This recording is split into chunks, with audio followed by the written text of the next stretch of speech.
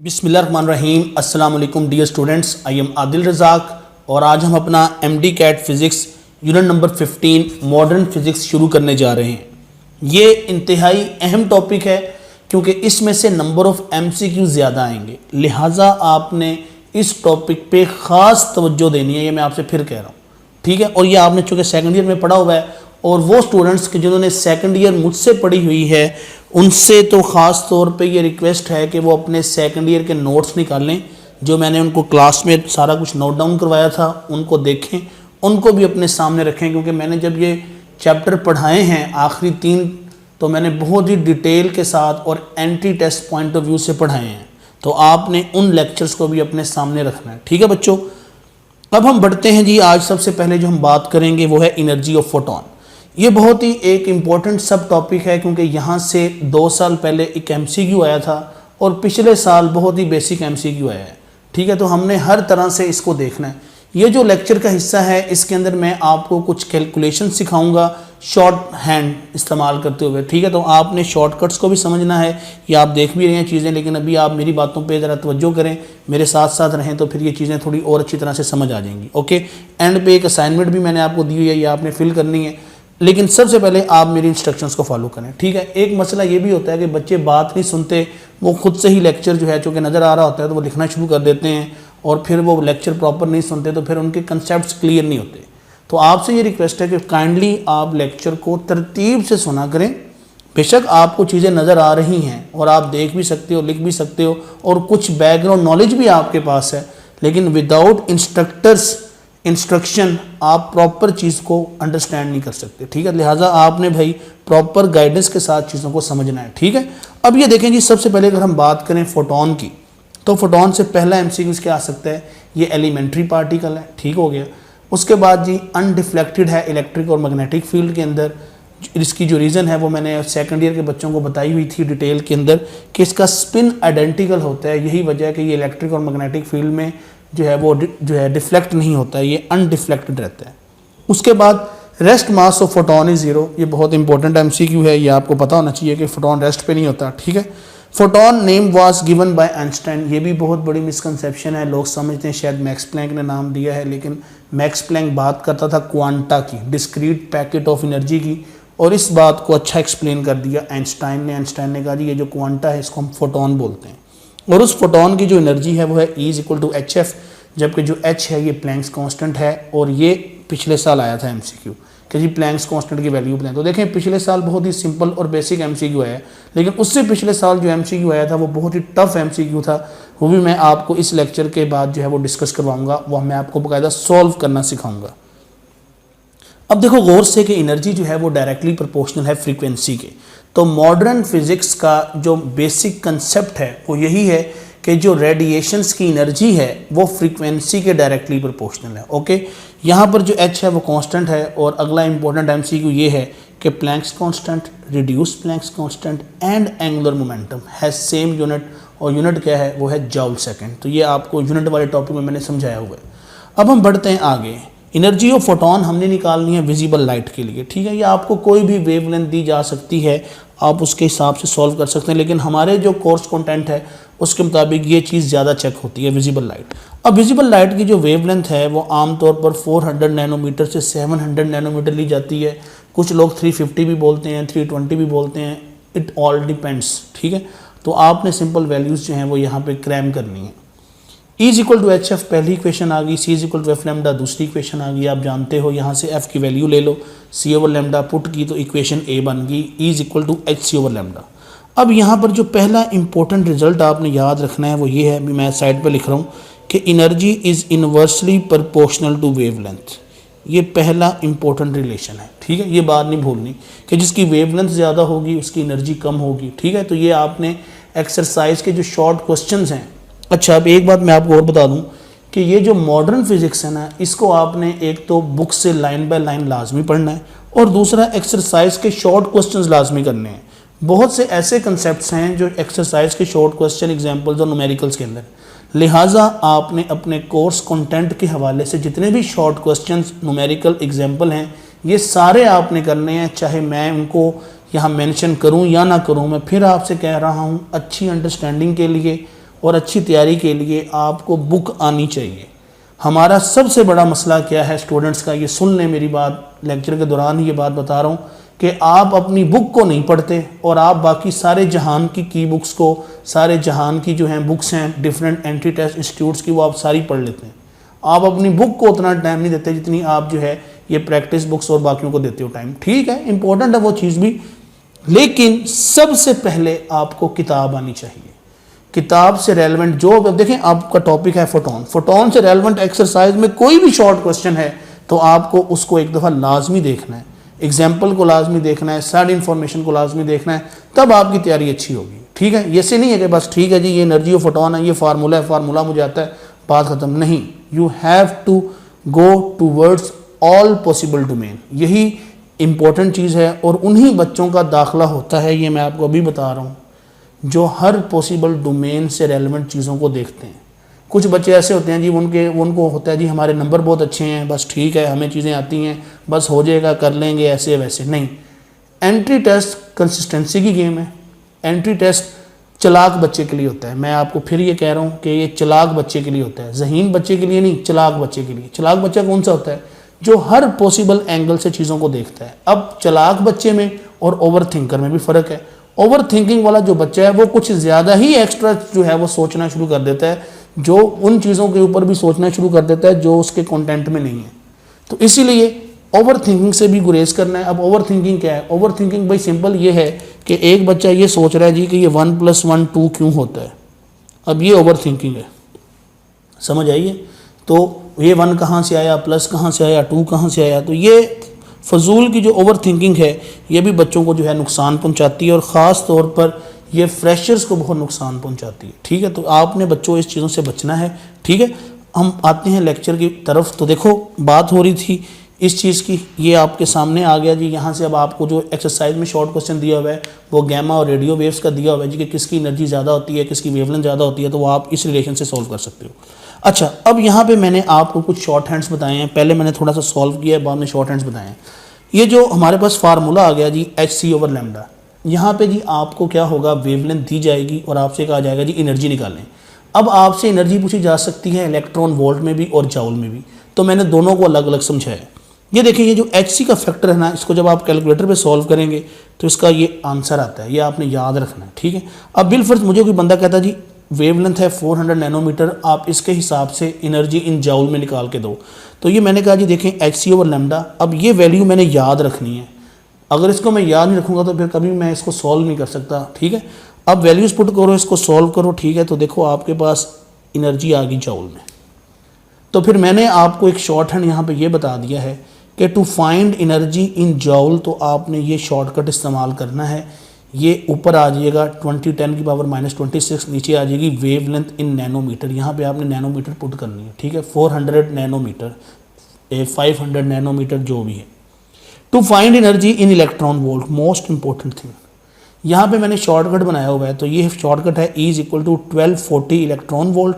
लेकिन यहाँ जो नीचे आपने वेवलेंथ पुट करनी है ना, वो विदाउट नैनोमीटर पुट करनी है। बिल फर्ज आपको वेवलेंथ दी जाती है 400 नैनोमीटर, तो अब आपने यहाँ पे नैनोमीटर पुट नहीं करना, आपने यहाँ पे 400 पुट करके इसको सॉल्व करना है। इससे रेलेवेंट आई थिंक आपकी जो एग्जांपल है वो 19.5 है, उसको जाके सॉल्व कीजिएगा, आपको ये चीज़ क्लियर हो जाएगी। ओके, अगला important point, if energy is in electron volt, energy आपको जी इलेक्ट्रॉन वोल्ट में दी गई है और आपसे कहा गया कि आप वेवलेंथ जो है वो नैनोमीटर में कैलकुलेट करके दें। ठीक है, बिल फर्ज वो कहता है जी 5 इलेक्ट्रॉन वोल्ट एनर्जी है, तो बताएं इसके करस्पॉन्डिंग वेवलेंथ नैनोमीटर में कितनी होगी। तो इस केस में आपने ये शॉर्टकट इस्तेमाल करना है कि λ = 1240 नैनोमीटर/E। अब यहाँ जो आपने एनर्जी पुट करनी है वो विदाउट इलेक्ट्रॉन वोल्ट पुट करनी है। बात समझ रहे हैं? तो ये वो शॉर्ट हैंड्स हैं कि जिनकी मदद से आप एनर्जी इन जाउल भी निकाल सकते हो, एनर्जी इन इलेक्ट्रॉन वोल्ट भी निकाल सकते हो और वेवलेंथ इन नैनोमीटर भी निकाल सकते हो अगर आपको एनर्जी इलेक्ट्रॉन वोल्ट में दी हो। तो ये शॉर्टकट हैं 3 फार्मूले, दोबारा से देख लें। पहला फार्मूला है E इज इक्वल टू 12 जो है वो है 20 मल्टीप्लाई बाय 10 की पावर -26 ओवर लैम्डा। यहाँ पे लैम्डा नैनोमीटर में पुट करना है, आंसर आ जाएगा जाउल में। उसके बाद जो अगला फार्मूला है वो लिख रहा हूँ कि अगर आपने एनर्जी निकालनी है इलेक्ट्रॉन वोल्ट में तो 1240 इलेक्ट्रॉन वोल्ट ओवर लैम्डा, यहाँ पे लैम्डा विदाउट नैनोमीटर पुट करना है। ओके, और तीसरा फार्मूला ये आपके सामने, ये आप देख सकते हो। अब मैंने यहाँ पर आपको एक असाइनमेंट दिया है कि फिल द टेबल। यहाँ पे जी ये 7 रंग हैं, ये रेड कलर है, ठीक है, इसकी 700 नैनोमीटर होती है वेवलेंथ। तो ये वेवलेंथ आपके सामने है। एनर्जी इन जाउल इस फार्मूले से आएगी, एनर्जी इन इलेक्ट्रॉन वोल्ट इस फार्मूले से आएगी। ये टेबल फिल करके भाईजान मुझे आपने सेंड करना है और मुझे पता चल जाएगा कि आपको ये चीज़ समझ आई है या नहीं आई। ठीक है, ये लेक्चर का पहला हिस्सा है। अब मैं लेक्चर के दूसरे हिस्से की जानिब बढ़ता हूँ। स्टूडेंट्स, अब ये लेक्चर का दूसरा हिस्सा है कि जिसके अंदर हमने कुछ चीज़ें और डिस्कस करनी है। तो जो पहली चीज़ है वो है नंबर ऑफ़ फोटॉन्स। ठीक है, इसको समझिएगा। अब देखें जी, हमारे पास जो जनरल फार्मूला है वो है E is equal to HF। ये हम लिखते हैं एक फोटोन की एनर्जी। ठीक है, जनरली हम लिखते हैं E is equal to NHF, जबकि जो N है ये नंबर ऑफ़ फोटॉन्स को शो करता है। तो वंस अगेन सेम वही जो है मैंने इक्वेशंस लिखी हैं। अब जो हमारे पास इक्वेशन बन गई वो है E is equal to NHC over lambda, where N is number of photons. अगर एनर्जी कांस्टेंट है, ये बहुत इंपॉर्टेंट बात, तो देखें जी lambda is directly proportional to number of photons. तो यहाँ पे lambda 1 over lambda 2 is equal to N1 over N2, ये आपकी क्वेश्चन डोमेन का एक हिस्सा बन गया। और यहीं से फिर देखें एक्सरसाइज में एक शॉर्ट क्वेश्चन भी है, और वैसे भी ये चीज़ आ सकती है कि red light will have more number of photons than blue light of same energy, कि रेड लाइट में नंबर ऑफ फोटॉन ज़्यादा होंगे as compared to blue light अगर उनकी एनर्जी सेम है। क्यों? क्योंकि लैम्डा रेड जो है वो लैम्डा ब्लू से ज़्यादा है।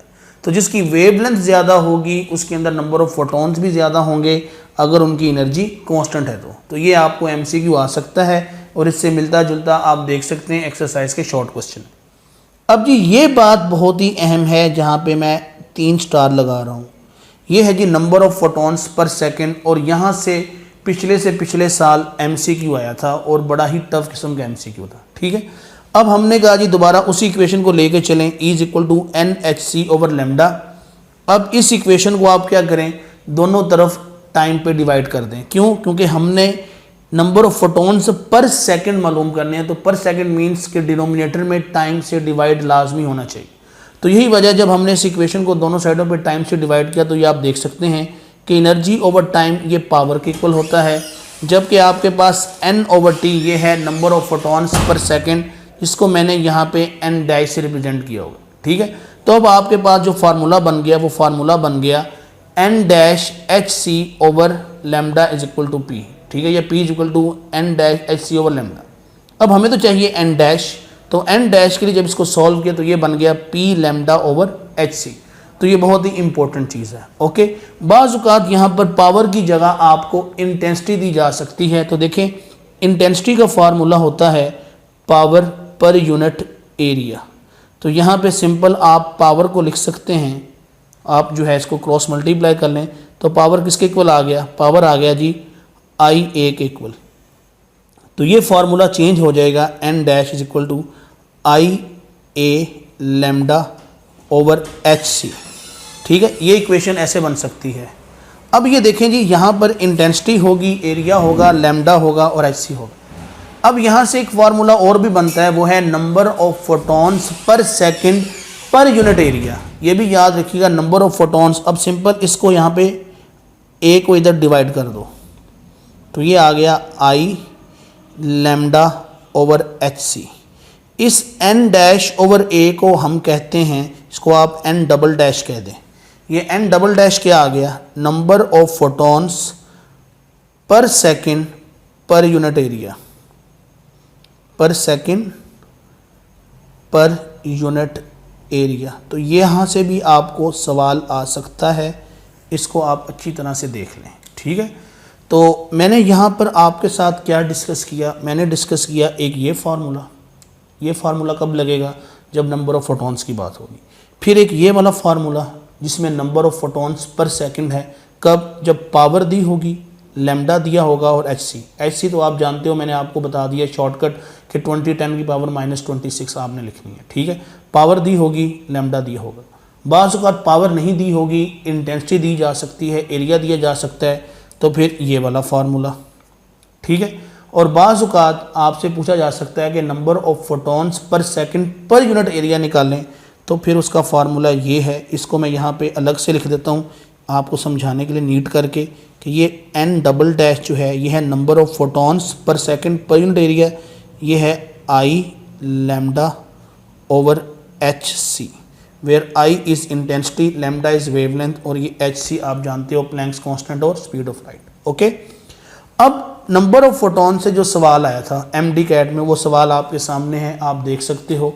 एन LED बल्ब, एक LED बल्ब है जी आपके पास, जिसकी जो है वो रेटिंग कितनी है 5 वाट, 5 वाट दिया गया। लेकिन इंपॉर्टेंट बात ये है विच इज़ 80% एफिशिएंट, ये 80% एफिशिएंट है। Emitting a wavelength of 660 nanometre, lambda भी उसने दे दिया, पावर भी है, लैम्डा भी है। Find the number of photons radiated पर सेकेंड। अब जी हम देखेंगे कि फार्मूला हमारे सामने है, वो है n dash is equal to P lambda over H C. अब एक बच्चा क्या करेगा, यहाँ पे सिंपल 5 पुट करेगा, 660 पुट करेगा, सॉल्व करेगा, आंसर गलत आएगा। उसने कहा है 80% एफिशिएंट, तो 80% एफिशिएंट का मतलब ये है कि अब पावर 5 वाट नहीं लेनी, उसकी असल पावर 5 वाट थी, लेकिन चूंकि वो 80% एफिशिएंट है तो अब उसकी पावर वो नहीं रही। अगर ये 100% एफिशिएंट होता तो फिर पावर 5 वाट ही आती। यही वजह है कि हम यहाँ पे P डैश निकालेंगे सबसे पहले, जो असल पावर है, ठीक है, जो इसकी जो है हमने कहा वो है 5 multiply by 80%, 80% means 80 divide by 100। अब इसको सॉल्व करो, ठीक है जी, ये आपके पास आ जाएगा जी P dash is equal to 4 वाट।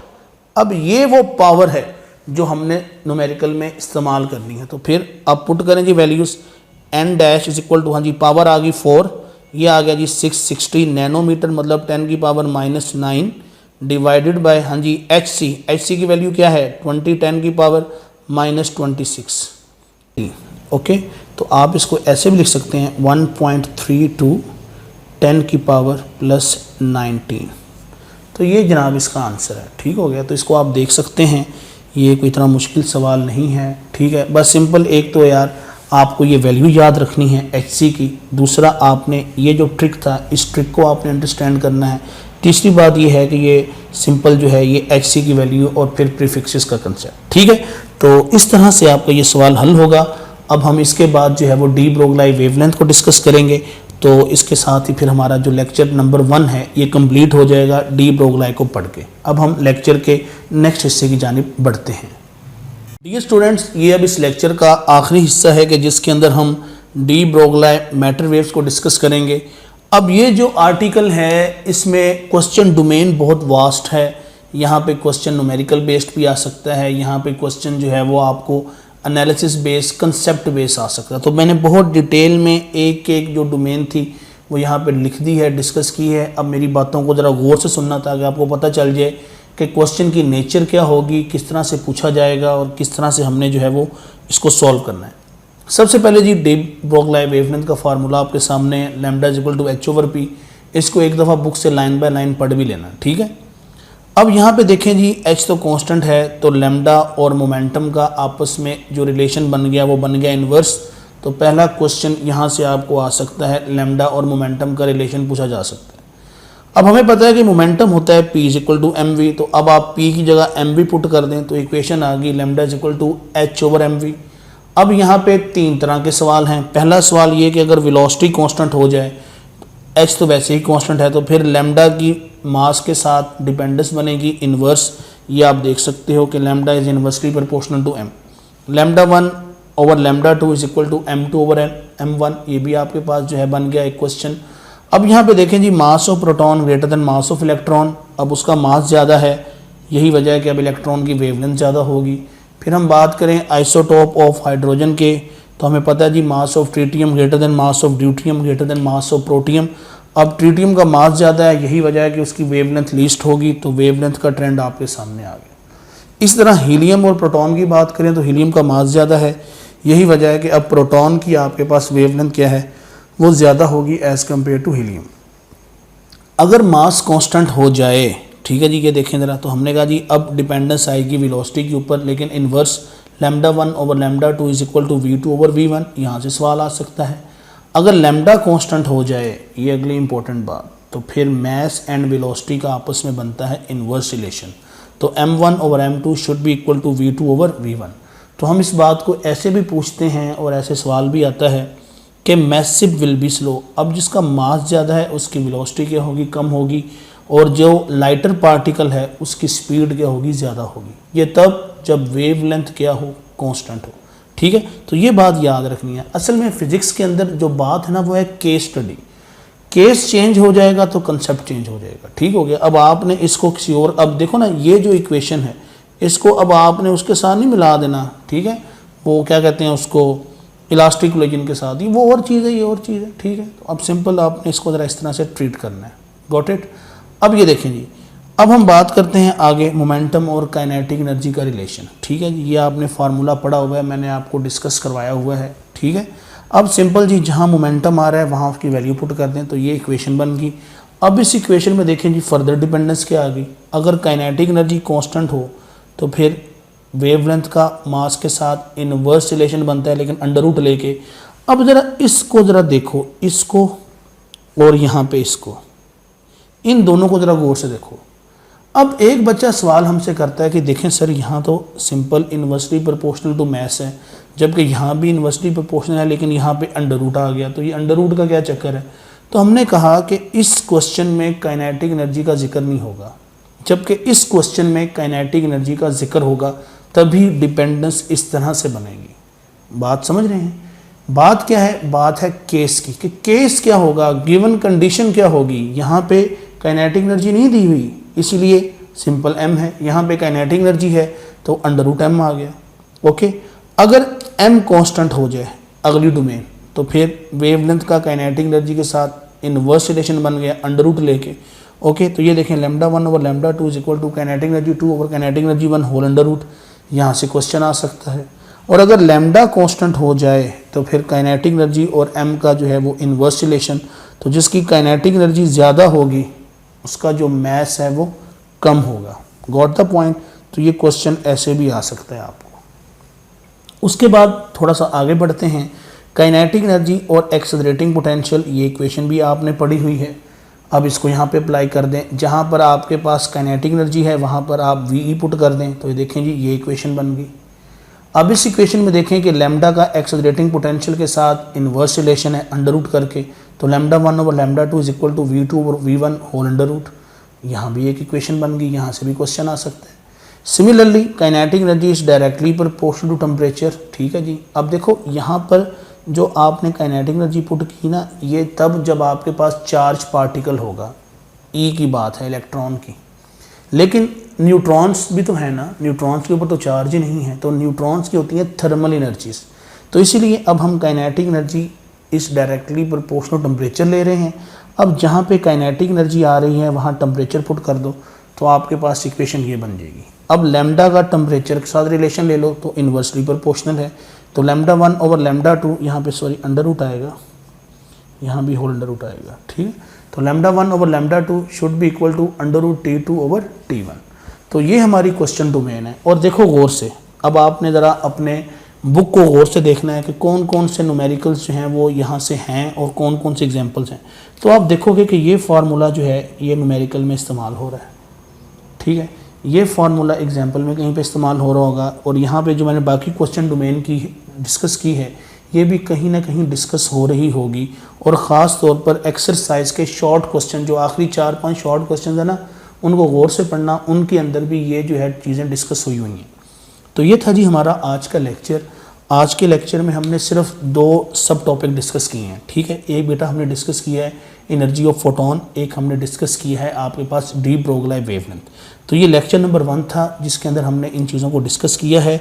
आपसे रिक्वेस्ट है कि आपने अच्छी तरह से इन लेक्चर्स को देखना है। ये हमारे आखिरी टॉपिक हैं, तो मैं I am not in rush to finish the course. मैं चाहता हूँ कि आपको अच्छी और बेटर अंडरस्टैंडिंग दी जाए, और जिस तरह हमने शुरू में बहुत ही तसल्ली के साथ कोर्स पढ़ा है, अब भी मैं आपको वैसे ही पढ़ाऊँ। I am not in the rush कि मैंने कोर्स ख़त्म करना है और मैं अब आपको बहुत स्पीड में पढ़ाऊँ, ऐसा बिल्कुल नहीं है।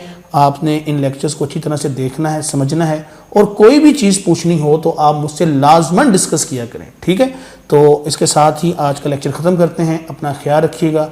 अल्लाह हाफिज़, टेक केयर।